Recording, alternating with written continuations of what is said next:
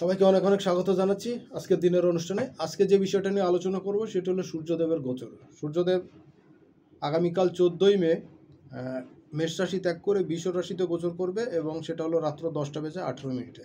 এবং এরপরে তিনি 1 মাস এখানে থেকে আগামী 15 তারিখ অর্থাৎ 15ই জুলাই, দুঃখিত 15ই জুন, সে পরবর্তী রাশি অর্থাৎ মিথুন রাশিতে প্রবেশ করে যাবে। তো দেখুন, অনেকগুলো প্যারামিটার এখানে ঘটছে। এই যখন অনুষ্ঠানটি করছি তখন কিন্তু গ্রহদের অবস্থান একটু জানিয়ে দেওয়া দরকার। সেটা হলো লগ্ন থাকবে ধনু রাশিতে, আর দ্বিতীয় ঘরে থাকবে প্লুটো বক্রী অবস্থায়, তৃতীয় ঘর ফাঁকা, কারণ তৃতীয়পতি শনি ইতিমধ্যে চতুর্থে চলে গেছে মীন রাশির ঘরে। সেখানে শুক্র রাহুর অবস্থান, শুক্র মোটামুটি 16 ডিগ্রিতে আছে, 15 ডিগ্রি 27 মিনিটে থাকবে, এবং রাহু এইখানে 18 মিনিটের মতন থাকবে, 1 ডিগ্রিরও কম। আর অল্প কিছু পরেই যে মীন রাশি ত্যাগ করে কুম্ভ রাশিতে চলে যাবে, এর পরপরই সেই অনুষ্ঠানগুলো করব, আপনারা দেখতে পাবেন। আর দ্বিতীয় যে জায়গাটা হচ্ছে সেটা হলো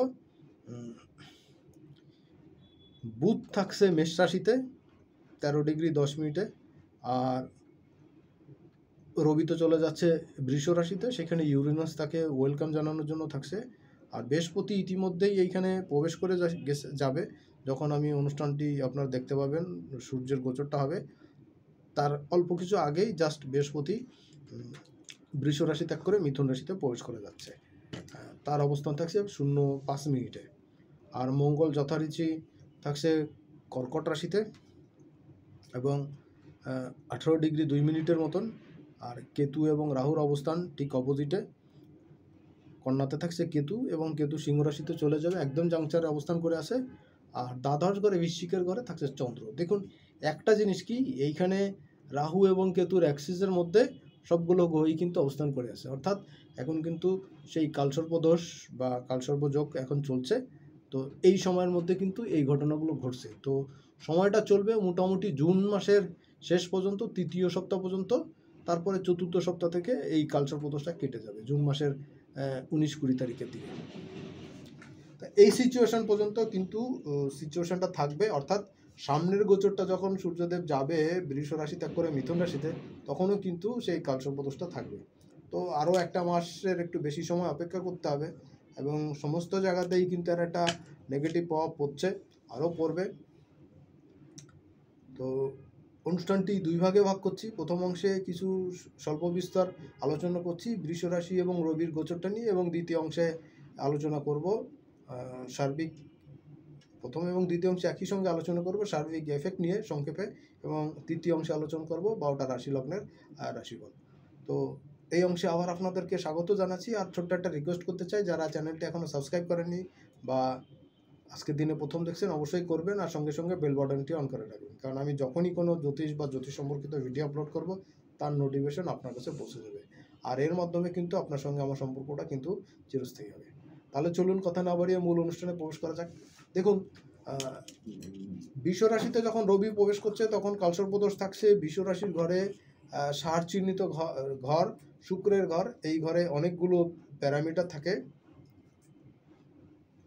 তো ষাঁড়ের মধ্যে কিন্তু সেই বৃষের মধ্যে কিন্তু সেই নান্দনিক সৌন্দর্যবোধ, শিল্পবোধ, এটা কিন্তু থাকছে, এবং তার মধ্যে কিন্তু জয় করার একটা অদম্য ইচ্ছা এই বৃষের মধ্যে কিন্তু আমরা দেখতে পাই।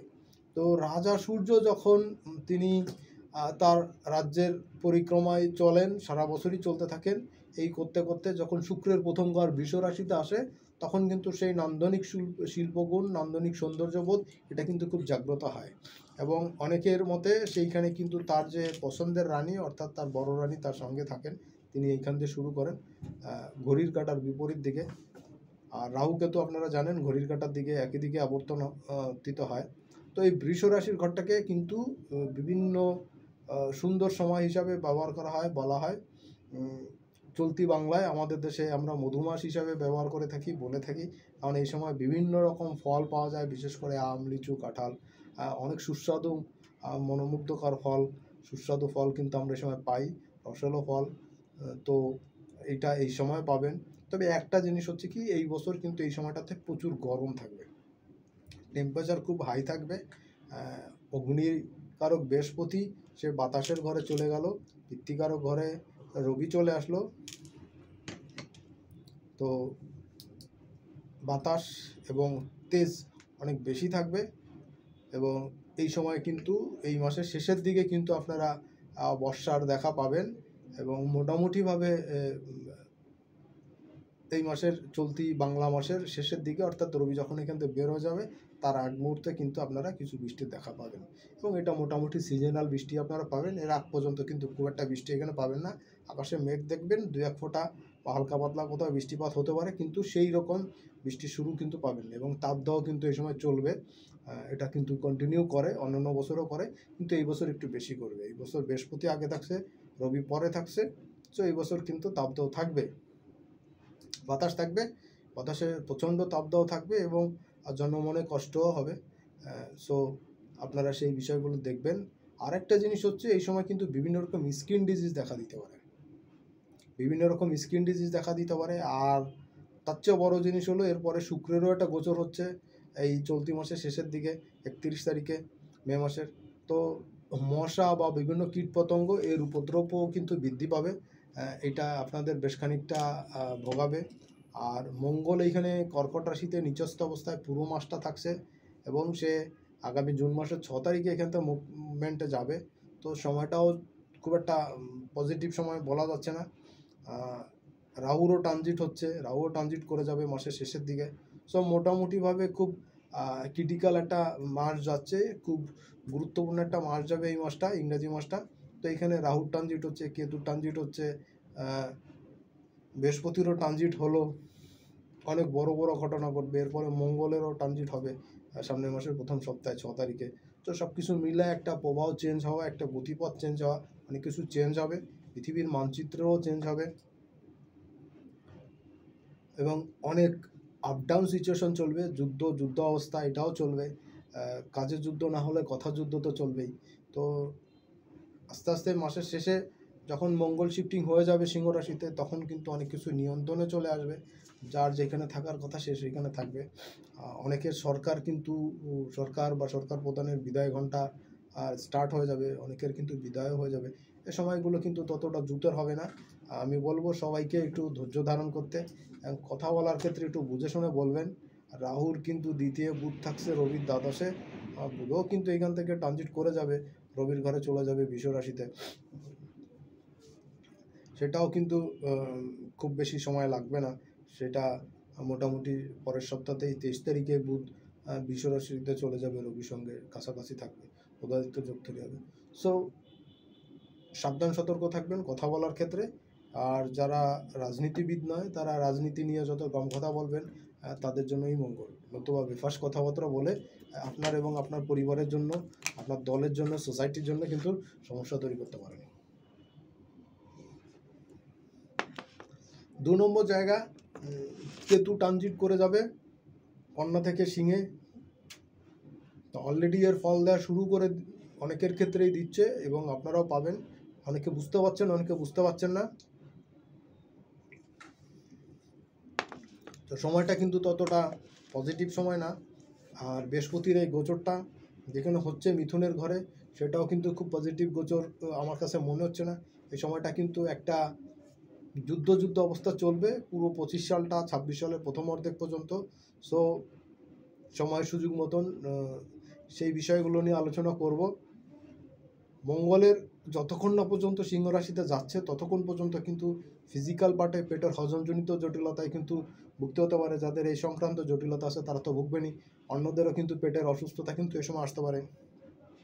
তেল চর্বিযুক্ত খাবার যত কম খাবেন তত বেটার। এই সময় কিন্তু গরম বেশি থাকছে পৃথিবীর ম্যাক্সিমাম জায়গাতে, অল্প কিছু জায়গা বাদ দিয়ে, উত্তর দক্ষিণের কিছু অংশ বাদ দিয়ে কিন্তু আর সব জায়গাতেই কিন্তু এখন গরমের সময় চলছে।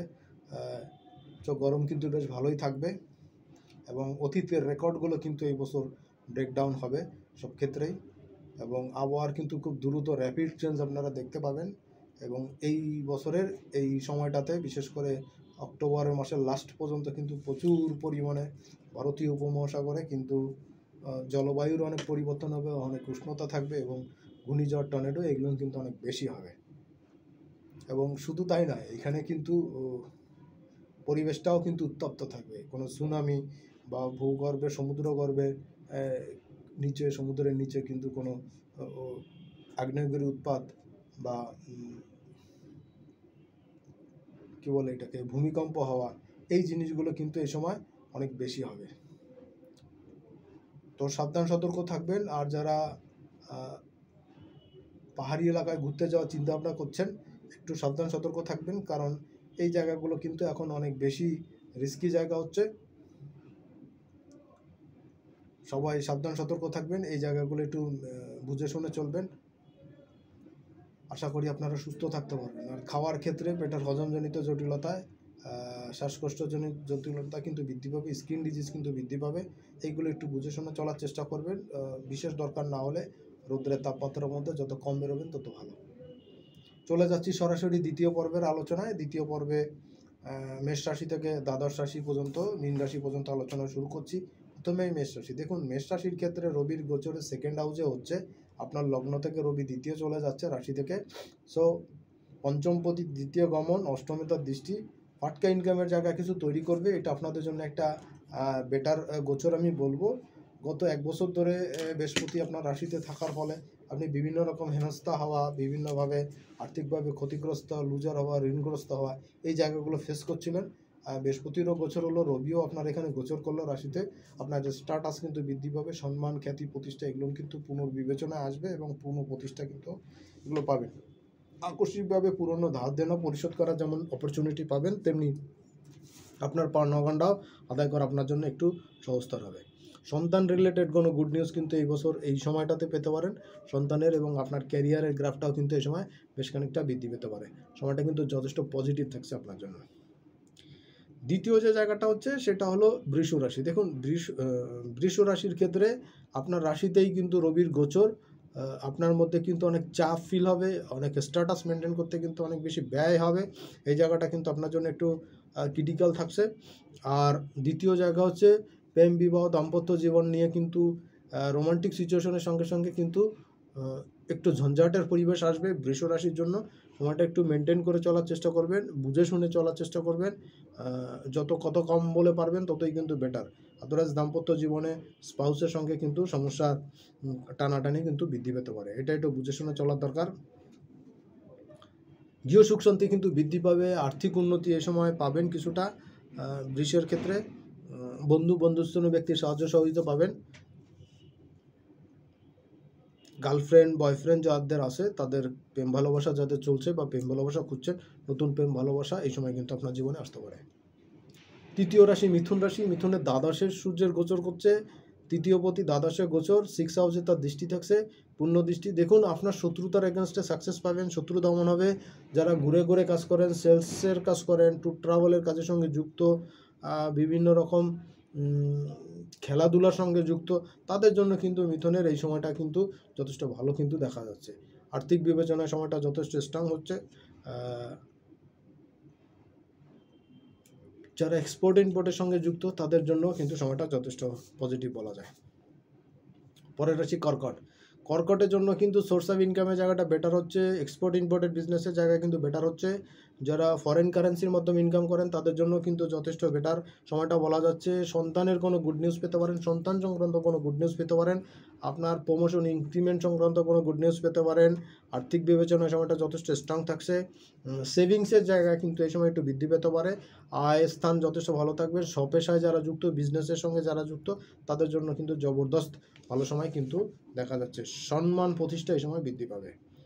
সিংহ রাশির জন্য গোচরটা খুবই গুরুত্বপূর্ণ, কারণ আপনার একাদশ শনি ঢাইয়া চলছে, বৃহস্পতি দশম থেকে একাদশে আসলো এবং সেইখানে দশমে লগ্নপতি গোচর হলো। আপনার জন্য কিন্তু মোটা দাগে একটা সাফল্যের জায়গা সিংহের জন্য দেখা যাচ্ছে। এই মাসে কিন্তু আপনার আর্থিক বিবেচনায় কিন্তু যথেষ্ট স্ট্রং থাকবে, আর্থিক আয় উন্নতি বৃদ্ধি পাবে, পারিবারিক অশান্তির জায়গা কিন্তু প্রশমন হবে, মায়ের শরীর স্বাস্থ্য বেটার হবে, প্রপারলি ট্রিটমেন্টের আওতায় আসতে পারবে। আপনার মায়ের জন্য সময়টা যথেষ্ট ভালো হবে, আর্থিক ক্ষেত্রে যথেষ্ট ভালো যাবে। সম্মান, খ্যাতি, প্রতিষ্ঠা বৃদ্ধি পাবে। যারা রাজনীতির সঙ্গে যুক্ত, সোশ্যাল ওয়ার্কের সঙ্গে যুক্ত বা সোশ্যাল প্ল্যাটফর্মে বিভিন্ন রকম কাজের সঙ্গে যুক্ত, স্বপেশায় যারা যুক্ত, তাদের জন্য এই মাসটা কিন্তু খুব স্মরণীয় যাবে। আর্থিক ক্ষেত্রে কিন্তু যথেষ্ট ভালো হবে, কর্মব্যস্ততা এবং কাজের শেষে কিন্তু সেই মূল্যায়নটা এই সময় কিন্তু যথেষ্ট ভালো হবে। অপোজিট জেন্ডারের ব্যক্তিদের কাছ থেকে কিন্তু সম্মানহানি হওয়ার যোগ কিন্তু এই সময় তৈরি হতে পারে, একটু সাবধান সতর্ক থাকবেন। কন্যা লগ্ন রাশির জন্য কিন্তু কন্যা লগ্ন রাশির জাতক জাতিকাদের জন্য এই সময়টা কিন্তু যথেষ্ট পজিটিভ একটা সময় থাকছে। এই সময়টা কিন্তু আপনাদের একটু বুঝে শুনে চলা দরকার, কারণ আপনাদের দ্বাদশপতি কিন্তু দ্বাদশপতি কিন্তু নবমে গোচর করছে। এই নবমে কিন্তু গোচর করাতে আপনাদের ব্যয়টা একটু বৃদ্ধি পারে, স্ট্যাটাস মেনটেন করতে ব্যয় বৃদ্ধি পেতে পারে, ঘুরতে যাওয়া বেড়াতে যাওয়ার জন্য কিন্তু ব্যয় বৃদ্ধি পেতে পারে। এই জায়গাটা যথেষ্ট পজিটিভ থাকছে। এর বাইরে কন্যার জন্য কিন্তু আপনার কথাবার্তায় চলাফেরা একটু সাবধান সতর্ক হওয়া দরকার। বেফাস কথাবার্তা বলে বেফাস মন্তব্য করে কিন্তু ঝামেলা ঝঞ্ঝাট তৈরি হতে পারে। ভাই বোনের সঙ্গে সম্পর্কের বেটার সিচুয়েশন আসবে, রিলেশনশিপ এই সময় বেটার হতে দেখা যাচ্ছে। বিজনেস সংক্রান্ত নতুন কমিউনিকেশন, নতুন যোগাযোগ, এটা কিন্তু যথেষ্ট ভালো হবে এবং ফিউচারে কিন্তু এই যোগাযোগ কিন্তু আপনাকে অনেক বেশি ফায়দা প্রদান করবে। পরবর্তী রাশি লগ্ন হলো তুলা। তুলার ক্ষেত্রে এই গোচর একাদশপতির অষ্টমে গোচর। এই গোচরে কিন্তু আপনাদের আয় ইনকাম বৃদ্ধি পাবে, আচট লাভ লোকসানও কিন্তু বৃদ্ধি পেতে পারে, চুরি চামারি হতে পারে। এই জায়গাটা একটু বুঝে শুনে চলা দরকার তুলার ক্ষেত্রে। প্রেম ভালোবাসা দাম্পত্য জীবন যারা শুরু করতে যাচ্ছেন তাদের জন্য কিন্তু বেটার অপশন পাবেন। যারা অলরেডি দাম্পত্য জীবনে প্রবেশ করেছেন তাদের জন্য কিন্তু রোমান্টিকতায় ভরপুর থাকবে। এই সময় কিন্তু আপনার শ্বশুরবাড়ির লোকদের সঙ্গে একটু আন্ডারস্ট্যান্ডিংয়ের সমস্যা হতে পারে, এটা একটু বুঝে চলা দরকার। সেলস মার্কেটিংয়ের ক্ষেত্রে, আর্থিক উন্নতির ক্ষেত্রে সময়টা কিন্তু বেটার থাকবে। আর্থিক ডেভেলপমেন্ট এই সময় পাবেন। আর্থিক বিবেচনাও কিন্তু যথেষ্ট স্ট্রং থাকবে। আয় ইনকামের জায়গা যথেষ্ট ভালো যাবে। সময়টা কাজে লাগাতে বলে সব দিক থেকে কিন্তু বেটার ফিল করতে পারবে। পরবর্তী রাশি বৃশ্চিক রাশি। বৃশ্চিক রাশির ক্ষেত্রে দশমপতির সপ্তমে গোচর, মার্ভেলাস যোগ। বৃশ্চিকের ক্ষেত্রে কিন্তু সুনাম বৃদ্ধি পাবে, ইনকাম বৃদ্ধি পাবে, স্বপেশায় বিজনেসের ক্ষেত্রে ইনকামের জায়গাটা বৃদ্ধি পাবে, পজিটিভ রিভিউ পাবেন এই সময়। পিতা পিতৃস্থানীয় ব্যক্তির সাহায্য সহযোগিতা পাবেন। কর্মক্ষেত্রে প্রচার প্রচারণার সঙ্গে সঙ্গে সুনাম কিন্তু বৃদ্ধি পাবে। আর্থিক উন্নতি কিন্তু এই সময় যথেষ্ট ভালো দেখা যাচ্ছে। সময়টা কাজে লাগাতে বলে সব দিক থেকেই কিন্তু উন্নতির লাগাতার সোপান কিন্তু আপনি ধরতে পারবেন।